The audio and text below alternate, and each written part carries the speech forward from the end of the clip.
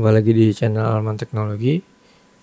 Pada kesempatan kali ini saya akan mencoba menjelaskan mengenai materi dari .NET Core yang berisi MVC pattern. Mungkin teman-teman di sini sudah pernah tahu apa itu MVC, sudah pernah mendengar apa itu MVC. Lalu bagaimana sih penggunaan MVC di .NET Core ini? Sebelum itu saya akan menjelaskan apa itu MVC. Mungkin buat teman-teman yang belum tahu MVC, hanya pernah mendengar, ini kita akan menginformasikan apa itu MVC. MVC itu adalah model view controller. Jadi MVC itu singkatan, M-nya itu model, V-nya itu view, C-nya itu controller. Apa itu? Yaitu sebuah pola desain arsitektur dalam sistem pengembangan website yang terdiri dari 3 bagian. Yang tadi M itu model adalah apa? Adalah bagian yang mengelola dan berhubungan langsung dengan database. Di model ini kita sama menggunakan tipe data juga. Kita juga bisa menggunakan primary key. Lalu kita bisa menggunakan setter and getter untuk mengambil dan menampilkan datanya. Sama di model ini juga representasi data dari database, dari kolom-kolom database kita.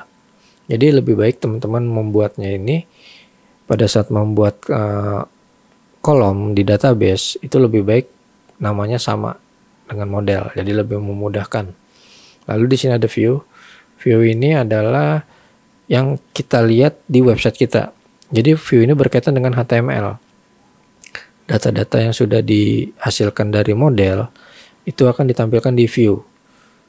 View ini adalah UI yang saat ini kita lihat di website. Jadi bagian yang akan menyajikan tampilan informasi kepada pengguna. Lalu di sini ada controller. Nah, ini bagian paling penting di MVC.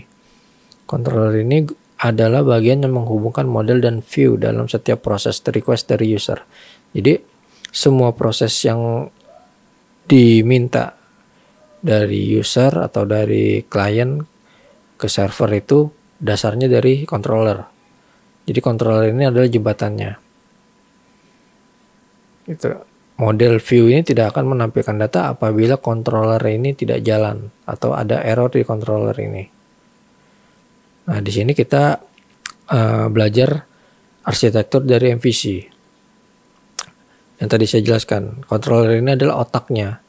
Jadi kalau otaknya ini error atau rusak, otomatis data yang akan diambil atau dipinta di view ini tidak akan tampil.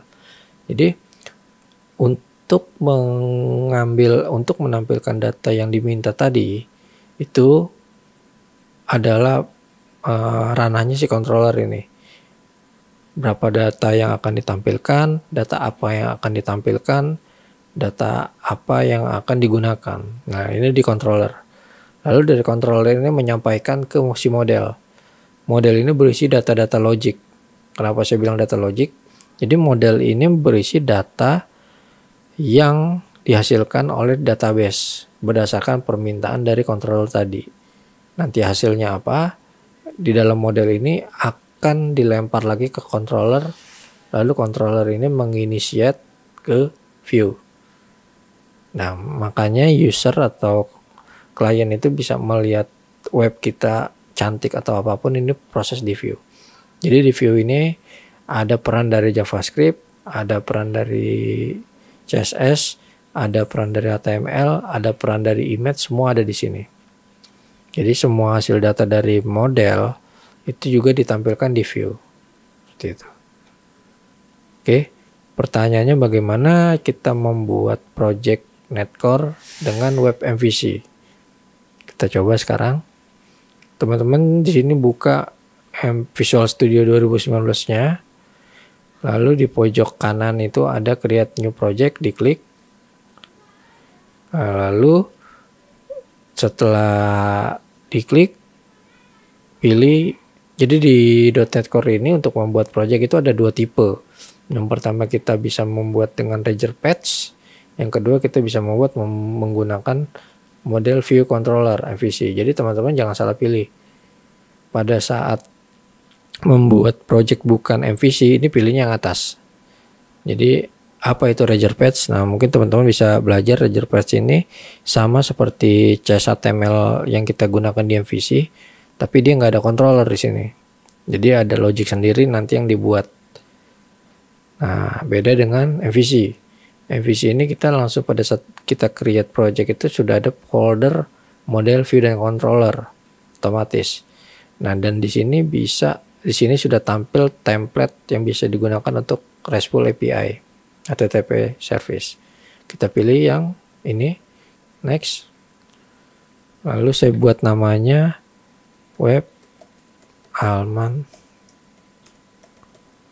Teknologi MVC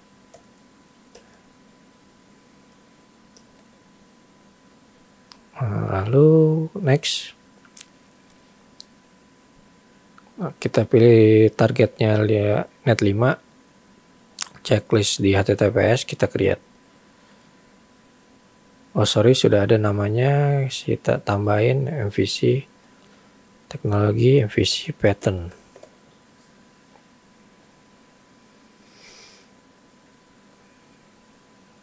Nah, ini berhasil creating. Kita tunggu sampai prosesnya selesai.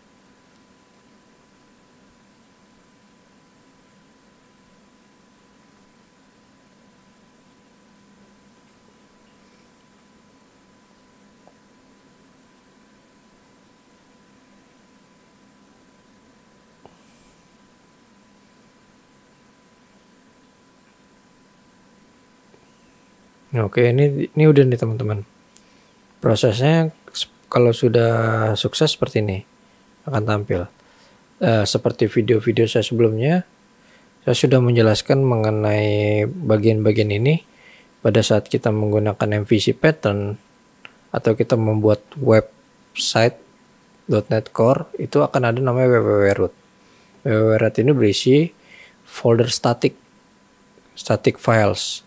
Misalnya CSS, JavaScript, maupun library lain, maupun image,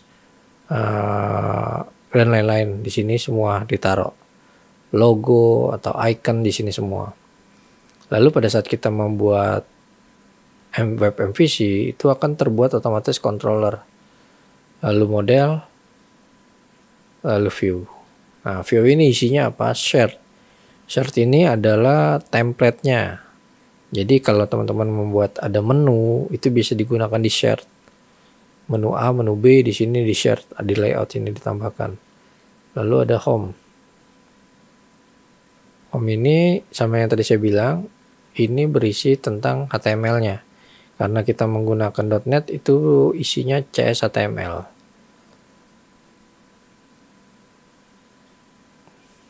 Nah, seperti ini. Oke, lalu kita coba untuk mungkin teman-teman juga sudah pernah cek untuk app setting.json maupun launch setting.json. Nah, mungkin kalau masih belum paham bisa dilihat di video saya sebelumnya. Oke, kita coba jalankan saja proses ini, kita jalanin.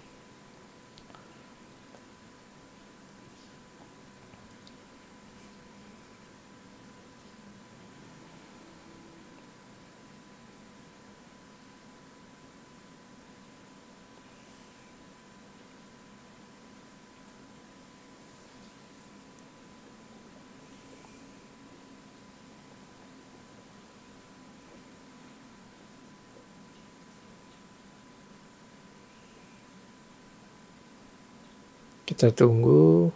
Di sini saya mencoba jalankan menggunakan Ease Express.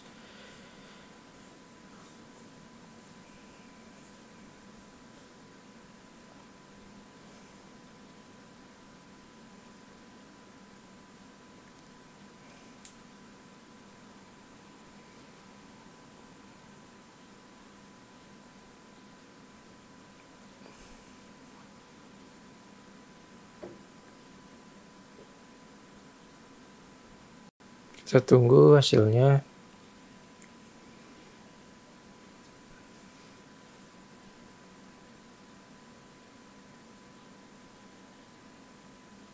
Jadi teman-teman pada saat menjalankan itu atau membuat projectnya, otomatis sudah ditampilkan template-nya.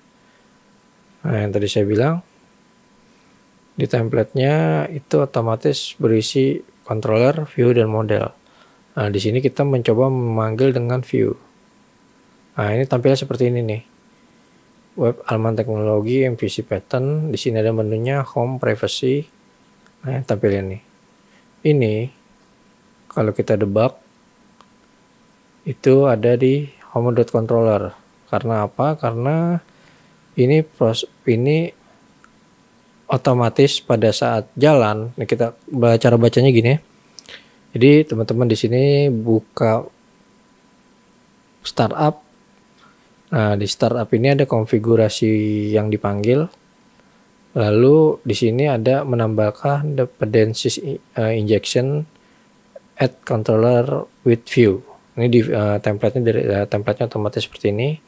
Lalu sudah disetting untuk exception handlernya itu ke menu home error.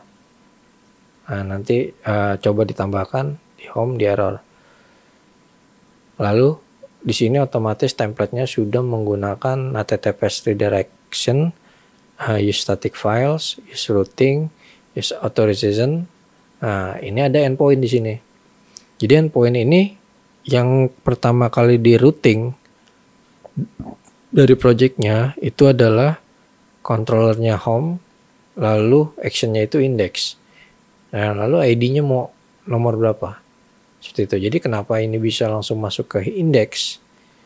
Karena sudah di routing di sini. Jadi kalau teman-teman di sini mau ganti misalnya login, ini ganti saja di login. Lalu actionnya apa, namanya apa, misalnya index, lalu ID-nya apa. Nanti otomatis akan tampil di login seperti itu.